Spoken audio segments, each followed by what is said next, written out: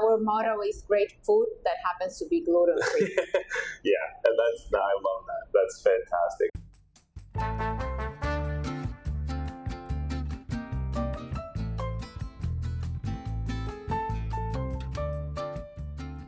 Benvenuti to an Oriundi interview.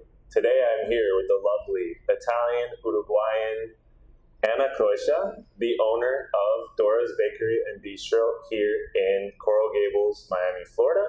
Dora's Bakery and Bistro is a 100% gluten-free facility that is both a bakery and a restaurant and also a wholesaler. How are you today? I'm good. How are you, Anthony? I'm great. I'm glad to be here. Thank you for coming. So just to get started, can you please tell us a little bit about where you were born and raised and your background? Okay, I was born in Elizabeth, New Jersey. And then when I was 1 year old, I moved to Uruguay. My father was Italian, my mother from Uruguay. So I went to live to Uruguay with my mother. And then I came back. I studied there and I came back here to Miami when I was 20 years old, a long time ago. And you've been here ever since? I've been here, in Miami. Awesome. And so you mentioned that your father is Italian. Yes. I think, being from Uruguay, and you've probably had this conversation before, a lot of people don't know very much about Uruguay. They don't know that it even exists sometimes because it's in between two big countries. And they also don't know, even when it exists, that there's this huge Italian influence and Italian culture in Uruguay. Can you tell me a little bit about your connection to your Italian background, maybe your heritage? Yes, so as I was telling you, my father was Italian. Of course, my grandparents, they came after the war. Mm-hmm. They first went to Argentina, then they went to Uruguay. And it's very common for us in Uruguay that everybody has an Italian last name, So we are very much into the Italian culture. Yeah. With the food and the expressions and the lunfardo, as you already know. Of course. So, we are a big part of us. We are Italian. Even for people who are not from Italian descent, they are very familiar with the food and with everything because it's part of our culture. They've been Italianized, as you would say. Exactly. Yeah, a fun statistic that I found is actually over 30% of people from Uruguay have Italian blood. Yes. So it's one of the most Italian countries in the world outside of Italy, which is crazy, especially the city of Montevideo, the capital where a lot of Italians went. Exactly. Just like Buenos Aires and New York City. Yeah, some parts of Brazil as well. Correct, exactly. Yeah. Outside of the cultural side of things, I would like to talk a little bit about the business. Okay. So just a little bit about the history of Dora's Bakery and Bistro, how you got started, and the last couple of years of business and what you're most proud of. Okay. So Dora was my husband's grandmother. Mm-hmm.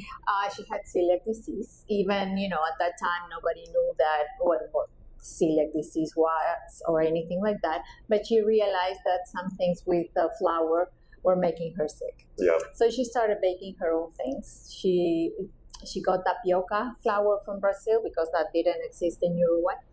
And she started baking, bread or some things. Even the bread that we have, the base was her recipe. Okay. Yeah. Wow. Yeah. Wow. So it's from some generations ago. Yes. Of course, it has some changes because of the new products and things that we have now that she didn't. And so celiac disease runs in my husband's family. Okay. And when his nieces and nephews were coming, they were little, they were visiting. I had no idea what to do because it's not in my family. So it was a hard time. There was nothing to give them, like sweets or bread. I was having a hard time. And then when I started traveling, I started seeing that in Spain, in Italy, in Uruguay, in Argentina, that was very common to have 100% businesses that are dedicated to gluten-free, and there was nothing here. So I at that time I started baking some things for them when they were coming, and then we said, why don't we open a shop, a restaurant that everybody, the whole family can come and enjoy the food. Everybody sitting down and having the the full meal, not only cupcakes and cookies. Right. Have you always had a passion for gluten-free products in general because of that, or would you say being introduced to somebody who had that issue kind of created an interest or created the desire? Exactly, because since I'm not gluten-free, I started later in life when I was already cooking and everything, and I started trying to make things gluten-free. Cool. No, it's amazing. There's not too many places that you can find that do that, and also do it in a way that the food tastes as close as you can possibly make it. Our motto is great food that happens to be gluten-free. Yeah, and I love that. That's fantastic. I guess in general, so when you look at your products or your business as a whole, what are you most proud of? What are the products that really give you joy to sell, to make, anything like that? Well, me particularly, I like baking and I like desserts. I've always done them, even for my kids when they were little. So I do most of the sweet parts, cakes. And I like one product special because it was my mom's recipe. Well, two. The empanadas, the meat empanadas was my mother's recipe. And also I'm making a pasta with bacon, with a cream and bacon sauce that I always made it for my kids when they were little. And I put it here. And it flies off the shelf when I have it. No, that's great to hear. I hadn't heard of the last one. I've tried some of your baked goods, but I haven't made my way through the long menu. Okay, so I'm gonna show you some of the things that we have. Here are cupcakes, different kind of cupcakes, brownies. We have alfajores. That's a sweet from South America, Uruguay, Argentina, that is like 2 shortbread cookies with dulce de leche in the middle. In this case, we have alpha brownies. We make them with brownies, and here a variation for here that is a peanut butter brownie cup. So instead of dulce de leche, it has peanut butter. Here we do have cookies, chocolate chip, M&M, Oreos, sugar cookies, vegan cookie, and red velvet. And now we couldn't not have the Dubai cookies that are so famous. Everything Dubai is very famous. And then here we have pancakes, lemon, orange, vegan banana, carrot. And October we're going to be adding our pumpkin spice loaf cake. So now we have some new cookies. We've made the little Dubai cookies and also some pistachio cookies, coconut cookies, as we say in Spanish, coquitos, and we have sugar-free and regular coquitos. Also, of course, we do have biscotti, cake pops here, and in that area, we have all our frozen items. There we have pasta, empanadas, cakes, desserts, pies, tiramisu, of course, tres leches, some also dairy-free items.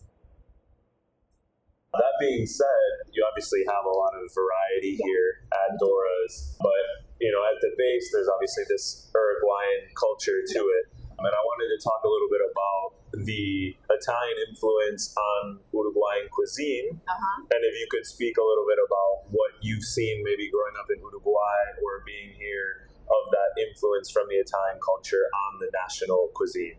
Okay, yes. In Uruguay, like the most common thing to eat is pasta. Yeah. Even as a side, you eat a piece of meat with spaghetti. Okay. Even with butter and cheese. It's just a side. Yeah.